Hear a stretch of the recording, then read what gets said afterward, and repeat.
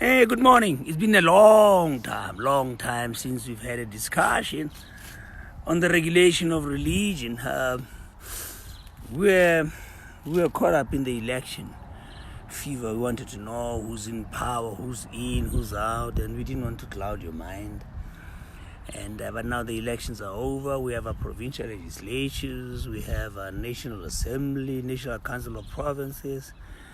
We have a cabinet and mass resignation of those ANC members who thought they had cabinet positions and they're not prepared to settle for a seat in parliament. Maybe it has to do with their pensions, I mean, if you've been a minister, really, it's only honest. It's only fair that when your term ends, you pension on a higher scale. It's all about that. You see, that's the problem when you serve people for money. Back to regulation. We are meeting in Mangaung this coming Saturday, the 15th of June, at Bon Hotel. Those of you, the old Protea Plaza Hotel, Berger Street, East Berger Street, and we're looking forward to it. Dr. Lichut is our MC. We have Advocate Tutubalang. We have a lot of other people. Bishop Pivin Lebende and a lot of other believers in Bloemfontein, but we're coming from all over the country. We've had confirmations from Mafike and Rustenburg. Now we cannot give up. We have no reason to give up. We encouraged the other day. The Mint has printed a 2-rand note that reminds everyone about freedom of opinion, of religion, freedom of association. That was beautiful, and that just shows you how insurmountable this mountain that the proponents of regulation are trying to climb is. Do not forget, we still have no commissioners. The term Ms. Thoko Xaluva and her previous commission's term ended on the 28th of February, and it's been 4 months now, Almost 4 months, and the president has not chosen the new commission. It's a good thing. We need to slow down and think issues through. Of course, we shall challenge. If anybody who's not supposed to be there is there, we shall challenge this. But we pray that this helps the Civil Rights Commission refocus. That, let's be honest, the Thoko Xaluva administration at the CRL really messed. It messed the integrity of that institution up big time. And the fact that she conveniently surrounded herself with ignorant people in the steering committees, in subcommittees, people who had no clue of what you're dealing with. Could not have done her tenure or era worse harm than it already has. We are waiting. We have no commission, basically. We have administrators. We have Eddie Mafatsa, the CEO, and the staff.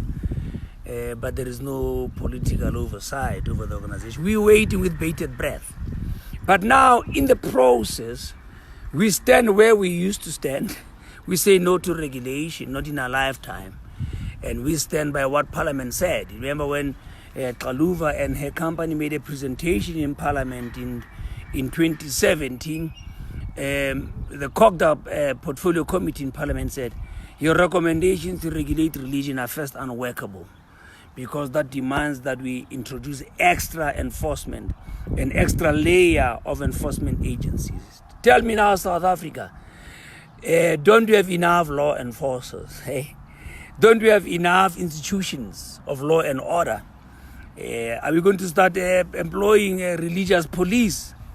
When Thoko Xaluva, she's gone now, when the Civil Rights Commission and the proponents of regulation are asked that question, they quite emotional. And the question is, when you want us to regulate religion and you have committees, now tell us, when a man commits a crime in church, what are you going to do?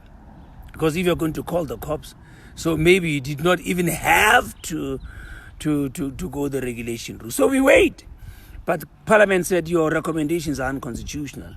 And they said that recommendations are unworkable. They're unworkable because don't forget that we run countries by laws. For every change of law, we need to reinstitutionalize whatever industry that law affects, So it's unworkable. Not only is it unworkable, it's unnecessary, they said. It's not only it's unnecessary because we have enough agencies to deal with all the atrocities in society. And the third thing that Parliament told the Civil Rights Commission is your recommendations are unconstitutional. That's still the case. Unworkable, unnecessary, unconstitutional. I mean, then she threatened then to take Parliament to court, and that was 2 years ago, and nothing has come out of it. But then, here is the issue. In the process, the devil has taken advantage of the vacuum. There are many voices rising. People are saying, they're telling people that regulation is already on the cards and Parliament is busy with bills. There is no such thing. Parliament can never be involved in a private bill. And the last time Parliament spoke to the Civil Rights Commission, they said, go back to the Christian community and have a wider consultation. And what we as Parliament think is bind the churches to a voluntary code of conduct. Let them bind themselves. Like, look, we promise to abide by the law. We promise to do that. Now, you know, we already done that. We, the Anti-Regulation of Religion Summit, already did that in Alberton. The Alberton Declaration is our code of conduct. We're saying among ourselves, we bound ourselves to this. And beyond that, we offer nothing else. In the process, a lot of voices are coming in. They say, no, you can't just reject regulation and put nothing on the table. And I'm saying, there's nothing on the table because there is no table to start with. If Parliament found the recommendations unworkable, unnecessary and unconstitutional, why should it bring alternative solutions? They're unworkable and unnecessary and unconstitutional. We bind ourselves to a code of good conduct, you know. We do that and we say, let the law take its toll. But have you realized that internationally, there are crimes that take place in any sector of society. There are crimes taking place in schools. Right now, South Africa and the rest of the world are seeing a surge in educational institutions, crime and violence. So what are you going to do now? We must re-regulate education and deploy school cops. What are you going to do? We have the SAPS. Everywhere you go in society, enough agencies exist to deal with crime from any aspect of society, from any sphere of society. Now you can't now talk about religious police. I'm so glad when I saw the new cabinet, and I know I was encouraged by the fact that for the next 5 years we have no Minister of Religion. The CL Commission would have really welcomed that. We can never go that route. Religion within a secular state is a non-starter. The secular state says it will never matter what you believed in. And that's why there is no religious crime. There is no religious. Rape is rape, whether it takes place in a nightclub or it takes place in a church building or it takes place at Dross. Now, you remember that rape at Dross, the alleged rape at Dross? Now, that means we need to have restaurant crimes now. Because if you have religious crimes, we should have restaurant crimes now. We should have mall crimes. We have a special mall crime unit. That was dumb. I don't know why the previous Civil Rights Commission didn't think through the recommendations, which Parliament found unworkable, unnecessary, and unconstitutional. Now, in the process, as I said, in the vacuum, a lot of people are coming in and taking chances. Let me hasten to say, there is not a single government instituted a group of people who are dealing with regulation now. The group at Rema under Reverend Macaulay and Bishop Sona is just an interest group. That group represents their interest. They don't bind the church to any. There is not a national, there is not a legal, there is not a constitutional body that is busy with the issue of regulation. The Rema Steering Committee, like the Anti-Regulation of Religion Committee, like Freedom of Religion South Africa, like the Christian Judicial Council, like Islamic Judicial Council, like the Jewish Judicial Council, we are all interest groups. There is not a single democratic and single constitutional group that is dealing with we all have interest. We have outlined our 5-point strategy. We will fight this thing. Right now, there is nothing to fight. We're going around from city to city energizing the church, informing the church. That is why to Bloemfontein we're bringing a group of lawyers, a group of preachers, a group of historians. We are empowering the church on how to take an informed stance against this evil called regulation of religion. But nobody has a government mandate to engage people. Ray McCauley, Musasono, Michael Swain, Shimikotu, all of us are just interested parties. We are interested in the process. We are saying a lot. We have a different strategies. Nobody's bound to any strategy. Any of us comes. Do not be misled.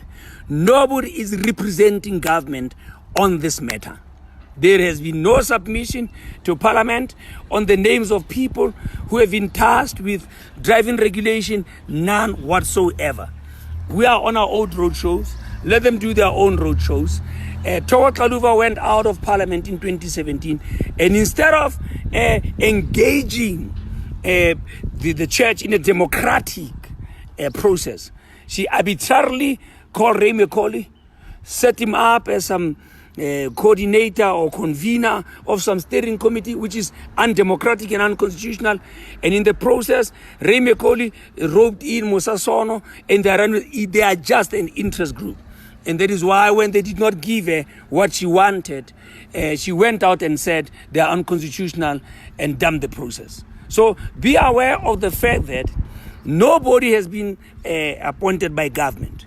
We meet in Bloemfontein on the 15th of June, and we already have another meeting lined up in the Vaal around the 10th of August. I shall give you that. And the very next week, on the 17th of August, we are hosted by Pastor Mvula and the Fraternal out there in Newcastle. So those are dates. We are just an interest group like everybody else. Don't be misled. Don't be intimidated. And if anybody intimidates you with lies and deception, my number is 079-695-8908. That's Shimi, and I have a lot of people here, doctors, Dr. Lichuti, Coach Miakeni, Mam Tetwa, Bongis Kosana, Pastor Doc Sitole, Pastor Shemon Malefane, Advocate Tutubalang, Tony Makolo there, Apostle Kabelo Moroke, Bishop Pivinteman. We are a large group. Remember, we refused to be an organization because we cannot fight institutionalization by forming another institution. Be at peace and know that everything else is a lie. I have not misled you through this presentation. And if you have any questions, please keep in touch. Meet you in Bloemfontein. Let me tell you, church, even though Christians are 78% of the population in South Africa, we have passed a lot of anti-Christian laws because the church refused to be involved. The church complains in the little corners. It was a shame that at the point we started this anti-regulation, old apostles, old prophets, they were running around setting up conferences on honoring your spiritual father. What rubbish topic in the wrong season. None of them have taken on the challenge and will be the ones sitting by the roadside and say, yeah, that's not in the Bible. If it's not in the Bible, let your voice count. Muslims are less than 1% of the population in South Africa. They have prayer rooms in airports. They have halal labels on food. Why? They stand for Islamic causes. We have 78%. We are passive. We are paralyzed by greed. We are paralyzed by stupid conferences. I wish I had the power to shut all these stupid conferences. Honoring your man of God, 10 steps to being a spiritual father, 15 steps to being a good spiritual son. That translates into nothing meaningless. And we're supposed to be the light and the salt. It's about time that you get involved, or you shall be known as a generation in whose time the freedoms God had given the church were taken by a handful of unopposed spiritual delinquents. My name is Shimikotu. We continue talking. We shall talk tomorrow and tomorrow and tomorrow until we meet in Bloemfontein on the 15th of January. May the Lord really bless and keep you.